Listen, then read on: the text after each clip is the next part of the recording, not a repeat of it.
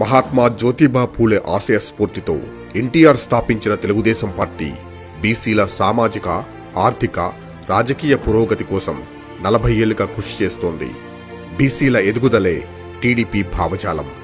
స్థానిక సంస్థల్లో బీసీలకు 34% రిజర్వేషన్లు 26 ఏళ్ల పాటు అమల్లో ఉన్నాయంటే దానికి కారణం తెలుగుదేశమే. వెనుకబడిన వర్గాలకు ప్రత్యేక ఉప ప్రణాళిక తీసుకొచ్చిన ఘనత చంద్రబాబుకే దక్కుతుంది. గత టీడీపీ ప్రభుత్వ హయాంలో బీసీ ఉప ప్రణాళిక కింద 30,000 కోట్లు ఖర్చు చేసి 30 ప్రత్యేక పథకాలను అమలు చేశారు చంద్రబాబు. ఉమ్మడి రాష్ట్రంలోనే అమలు చేసిన ఆదరణ పథకాన్ని ఏపీలో ఆదరణ 2 పేరుతో మళ్లీ అమలు చేసి 140 కుల వృత్తులలోని 4 లక్షల మందికి 90% సబ్సిడీతో పనిముట్లు, యంత్రాలు అందించారు. 13 కార్పొరేషన్లు, 9 ఫెడరేషన్ల ద్వారా ₹1,00,000 సబ్సిడీతో 3 లక్షల మందికి స్వయం ఉపాధి యూనిట్లు అందజేశారు. చంద్రన్న పెళ్లి కానుక పథకం ద్వారా బీసీ వధువులకు ఒక్కొక్కరికి 35,000 చొప్పున ఇచ్చారు.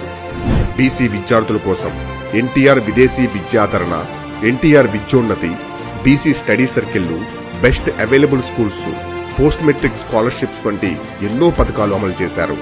బీసీల వివాహాలు, వేడుకల నిర్వహణకు 57 కోట్లతో బీసీ భవనాల నిర్మాణం చేపట్టారు. 16 వర్సిటీల్లో 9 వర్సిటీలకు వీసీలుగా బీసీలను నియమించడం, టీటీడీ చైర్మన్లుగా 3 బీసీ ప్రముఖులను నియమించడం చంద్రబాబు బీసీలకు ఇస్తున్న గౌరవానికి, ప్రాధాన్యతకు నిదర్శనం. టీడీపీ పార్టీ అధ్యక్షుడు కూడా బీసీ నాయకుడే. మరి బీసీల కోసం జగన్ ఏం చేశాడు?